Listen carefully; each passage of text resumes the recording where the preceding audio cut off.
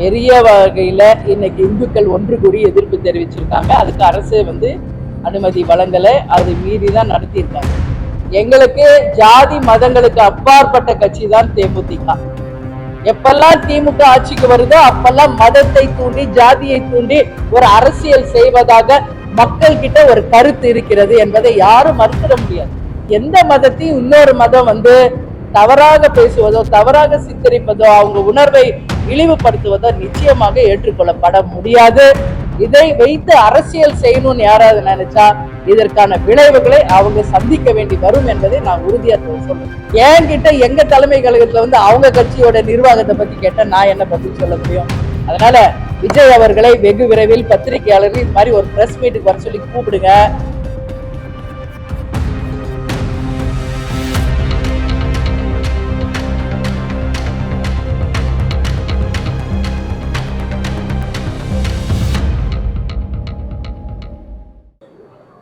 திருப்பரங்குன்றத்துல இஸ்லாமியர்கள் சென்று பிரியாணி சாப்பிட்டதாக இப்போ ஒரு 20-30 நாளா ஒரு சர்ச்சை ஓடிட்டு இருக்கு. இப்போ ஒரு 2 நாட்களுக்கு முன்பு திருப்பரங்குன்றத்துல பெரிய வகையில இன்னைக்கு இந்துக்கள் ஒன்று கூடி எதிர்ப்பு தெரிவிச்சிருக்காங்க. அதுக்கு அரசு அனுமதி வழங்கலை, அது மீறி தான் நடத்தியிருக்காங்க. ஒரே ஒரு விஷயம் தான் நான் சொல்றேன். கேப்டனை பொறுத்த வரைக்கும் தேமுதிக பொறுத்த வரைக்கும் எங்களுக்கு ஜாதி மதங்களுக்கு அப்பாற்பட்ட கட்சி தான் தேமுதிக. இங்க எல்லா கட்சிக்கும் இங்க எல்லா மதத்துக்கும் நாங்க மரியாதை தருவோம், எல்லா ஜாதிக்கும் நாங்க மரியாதை தருவோம். இப்போ திருப்பரங்குன்றம் அப்படிங்கிறது அறுபடை வீட்டில் முதல் வீடு. இன்னைக்கு நேத்தா திருப்பரங்குன்றம் கோவில எத்தனை ஆண்டு காலமாக பாரம்பரியமாக இருக்கின்ற ஒரு கோவில். இத்தனை வருஷம் இல்லாத ஒரு புது பிரச்சனை ஏன் இப்ப மட்டும் வருது? அப்ப இதுக்கு பின்னாடி என்ன நடக்குது? எப்பெல்லாம் திமுக ஆட்சிக்கு வருதோ அப்பெல்லாம் மதத்தை தூண்டி ஜாதியை தூண்டி ஒரு அரசியல் செய்வதாக மக்கள் கிட்ட ஒரு கருத்து இருக்கிறது என்பதை யாரும் மறுத்திட முடியாது. இத்தனை வருஷம் திருப்பரங்குன்றத்துல இல்லாத ஒரு பிரச்சனை புதுசா இப்ப ஏன் வருது? அப்ப எலெக்ஷனுக்கு இன்னும் 1 வருஷம் இருக்குதுன்றதுனால இந்த பிரச்சனையை கையில எடுக்கிறாங்களா அப்படின்ற கேள்வி மக்கள் கேள்வியாக நான் இதை கேட்கிறேன். இன்னைக்கு ஒட்டுமொத்த மக்கள் சந்தேகப்படுறாங்க. இதுக்கு பின்னாடி அரசியல் தான் இருக்கே ஒழிய வேற எந்த ரீசனுமே கிடையாது. பிரியாணி அங்கதான் போய் அவங்க பிரியாணி உண்மையிலேயே அங்க போய் சாப்பிட்டாங்களா இல்லையா என்பது கூட இன்னும் யாருக்கும் தெரியல. அப்ப பிரியாணி சாப்பிடணும்னு அது என்ன 5 ஸ்டார் ஹோட்டலா மலை மேல ஒரு பாறையில போய் உட்கார்ந்து சாப்பிடணுமா? அது ஒரு கேள்வி. அதனால நிச்சயமாக எல்லா மதத்துக்கும் அவங்க மதத்தை சேர்ந்தவர்கள் உணர்வோட தான் இருக்காங்க. அதனால எந்த மதத்தையும் இன்னொரு மதம் தவறாக பேசுவதோ தவறாக சித்தரிப்பதோ அவங்க உணர்வை இழிவுபடுத்துவதோ நிச்சயமாக ஏற்றுக்கொள்ளப்பட முடியாது. இதை வைத்து அரசியல் செய்யணும்னு யாராவது நினைச்சா இதற்கான விளைவுகளை அவங்க சந்திக்க வேண்டி வரும் என்பதை நான் உறுதியா சொல்றேன்.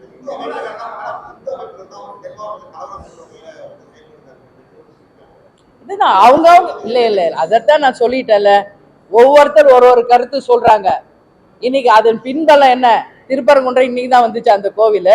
எவ்வளவு வருஷமா இருக்குல்ல, ஏன் இவ்வளவு வருஷம் அந்த பிரச்சனை இல்லை? ஏன் புதுசா அந்த பிரச்சனை வருது?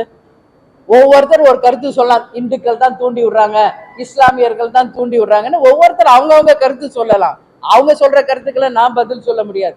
தேமுதிகவின் நிலைப்பாடு எங்க கருத்தை தான் நான் சொல்றேன்.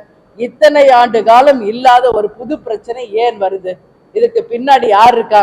யார் அந்த சார்ன்ற மாதிரி பிரியாணிக்கு பின்னாடி இருப்பவர் யார், இந்த பிரச்சனைக்கு பின்னாடி இருப்பவர் யார் என்பதை கட்டாயம் காவல்துறையும் இந்த ஆட்சியாளரும் கண்டுபிடிக்கணும். இதுக்கு முற்றுப்புள்ளி வைக்கணும். உழைக்கும் போதே அதை நம்ம சரி செய்தாதான் இந்த பிரச்சனை பெருசா வராம தடுக்க முடியும். இங்க எந்த மதமோ ஜாதியோ பிரிஞ்சு யாரும் வாழலையே, எல்லாரும் ஒற்றுமையா தானே வாழ்ந்துகிட்டு இருக்காங்க இந்த தமிழ்நாட்டுல. ஏன் இப்ப புதுசா பிரச்சனை கொண்டு வராங்க?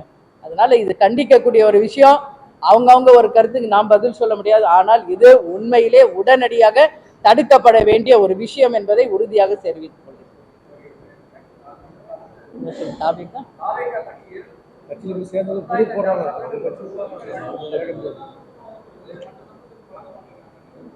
இது விஜய் கிட்ட கேட்க வேண்டிய கேள்விய தேமுதிக தலைமை அலுவலகத்துல கேட்டீங்கன்னா இப்படி சொல்லுங்க. இல்ல, இது விஜய் கிட்ட தாவேகா கிட்ட கேட்க வேண்டிய கேள்விக்கான பதில். சரிங்களா? என்கிட்ட எங்க தலைமை கழகத்துல அவங்க கட்சியோட நிர்வாகத்தை பத்தி கேட்டா நான் என்ன பதில் சொல்ல முடியும்?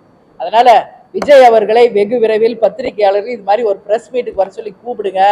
அந்த பிரஸ் மீட்ல வச்சு நீங்க இந்த கேள்வியை விஜய் அவர்களிடம் கேட்கணும். அதுக்கான பதில் அவரிடம் நீங்கள் வாங்கிக் கொள்ளணும்.